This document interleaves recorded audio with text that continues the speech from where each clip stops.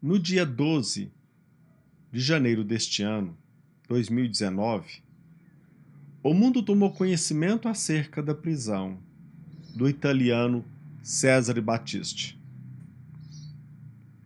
Há muitos anos que ele vem sendo procurado e nós sabemos que ele fixou domicílio no Brasil há muitos anos e somente no ano de 2019 a justiça humana teve êxito em prendê-lo. Nós sabemos que Battisti é procurado por ter sido condenado à prisão perpétua por 4 homicídios na década de 70. Mas a verdade é que a conduta delituosa de Cesare Battisti não se restringiu apenas a estes 4 homicídios. Mesmo antes se vincular aos proletários armados pelo comunismo, ele já havia sido preso várias vezes por furto, por agressão à mão armada. Aliás, a história nos narra que ele teve contato com o ideólogo, criador dos proletários armados pelo comunismo, na prisão. Vale ressaltar também que Battisti nasceu numa família em que sua mãe era muito católica. Todavia, um de seus irmãos ostentava na parede um quadro enorme de Stalin, confundido como um santo católico. Mas o que me chama muito a atenção é que hoje, no dia 17 de janeiro, quinta-feira, eu tive a oportunidade de ter acesso a um artigo em que o articulista narra que um dos agentes que acompanhou Battisti rumo à prisão, ele relata uma postura do detento, uma postura taciturna e até mesmo passiva. Mas o que me chama mais atenção, o que me chamou mais atenção, é o relato de que, questionado sobre um pedido a ser feito, Battisti apenas pediu para que, se fosse possível, ele tivesse o direito de levar para a cela uma foto preta e branca de seu filho, que ainda reside aqui no Brasil.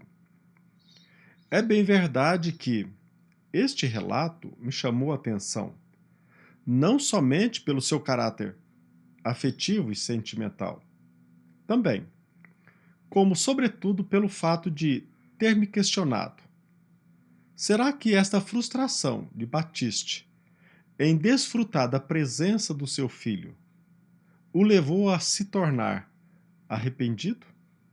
Sinceramente arrependido pelos crimes de que foi acusado e condenado pela justiça humana? Ou será que ele se mostra incontente, mas jamais arrependido, apenas com a sensação da frustração em ser impedido de ter contato mais íntimo, não somente com o seu filho, também com a sua família? Ou será que ele ainda usa este artifício com a finalidade sentimental de convencer aqueles que poderão ter acesso a essa notícia para tentar demonstrar de que se trata de um ser humano que desfruta de sentimento de amor pelo seu próprio filho? É difícil nós chegarmos a uma conclusão. A justiça humana, nós sabemos, é falha. E é impossível que tenhamos acesso, de fato, ao sentimento verdadeiro alimentado por Cesare Battisti. Mas nós precisamos saber que não existe, e nós aprendemos com Jesus Cristo, sobretudo com a doutrina espírita, o fato de que nenhum ato de nossas vidas passa desapercebido, seja por nós ou por Deus.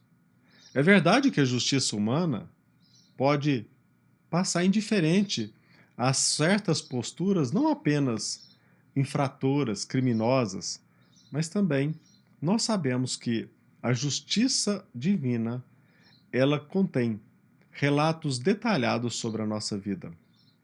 Após ler este artigo, em que o agente nos apresenta a postura de Batiste, como também nos apresenta um pedido formulado com o intento de manter a foto de seu filho junto na cela, passei-me a questionar a respeito das verdadeiras intenções, dos verdadeiros sentimentos do italiano Cesare Battisti.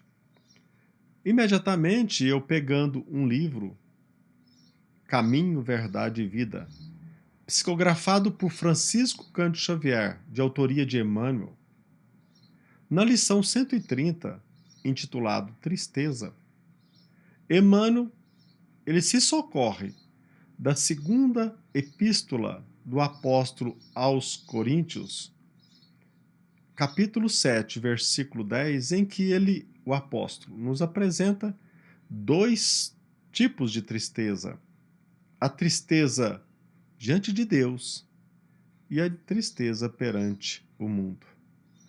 A primeira é o caminho para a vida, a segunda gera a morte.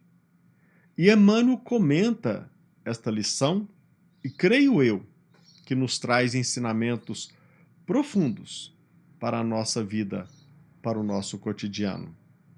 Quantas e quantas vezes nós nos mostramos tristes, melancólicos, simplesmente porque não conseguimos colocar em prática os nossos sonhos, os nossos planos levianos, os nossos intentos criminosos.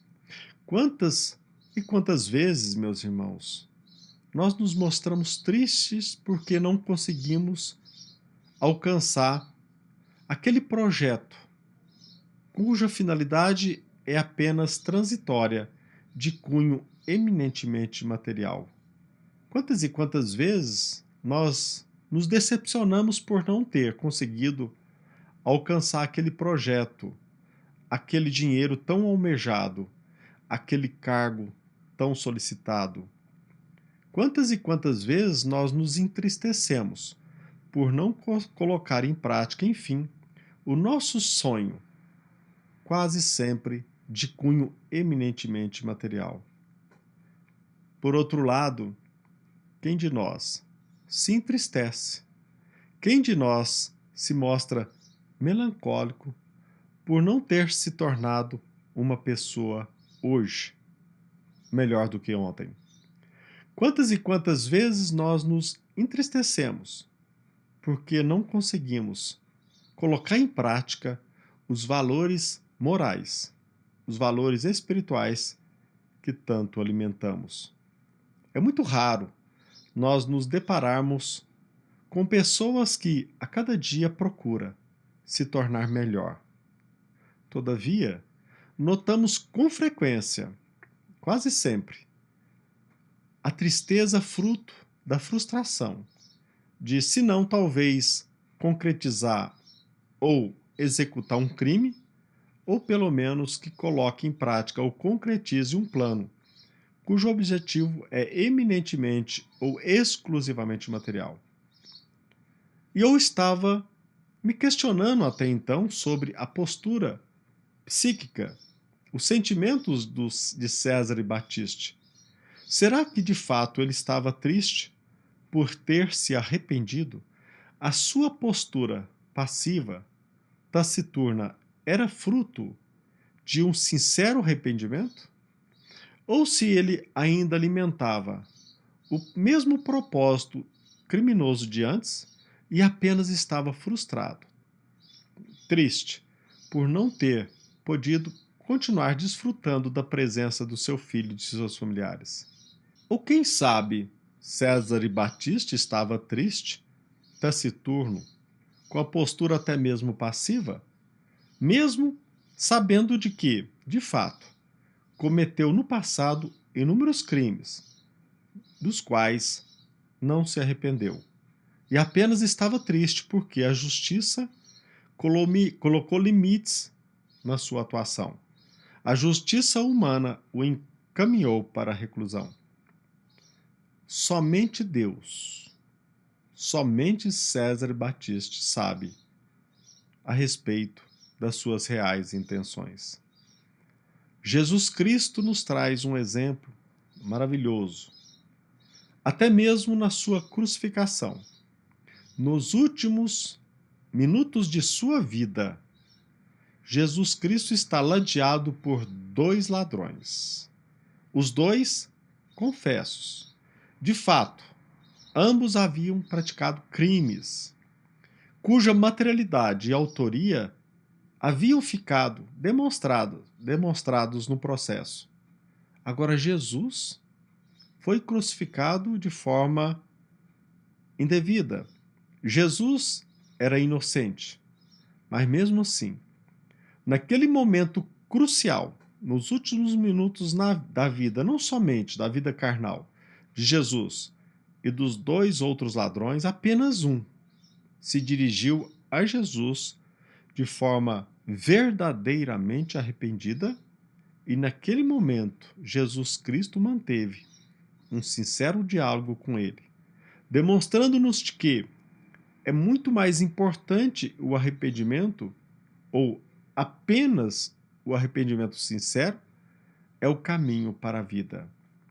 Enquanto nós nos mostrarmos indiferentes aos valores morais, aos valores espirituais, tristes apenas porque não conseguimos colocar em prática os nossos propósitos levianos ou até mesmo criminosos, essa nossa frustração, essa nossa tristeza, sem sombra de dúvida, gera a morte. E não estamos falando da morte do corpo físico, a morte do espírito. Mas você poderá nos perguntar, mas como? O espírito não morre? Mas quantas e quantas vezes nós estamos mortos, cuja vida é apenas vegetativa, cujos planos são eminentemente materiais.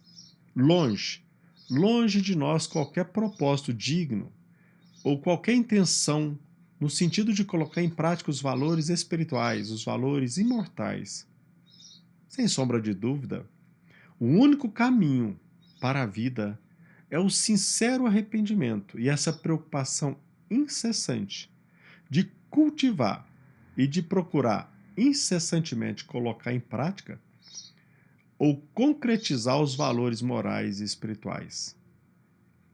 Esta mensagem de Emmanuel, intitulado Tristeza, que se encontra no livro Caminho, Verdade e Vida, nos traz ensinamentos maravilhosos. E nós podemos tirar conclusões devidas, analisando o mundo, analisando as lições e, sobretudo, mergulhando em nós mesmos para que nós possamos ter contato com as nossas reais e sinceras emoções, com os nossos reais e sinceros objetivos. Porque somente nós e Deus têm acesso amplo e irrestrito do nosso mundo íntimo. E que Deus possa amparar a nossa decisão de colocar em prática os valores imortais da nossa real e única condição, que é a condição espiritual. Que Deus nos abençoe, hoje e sempre.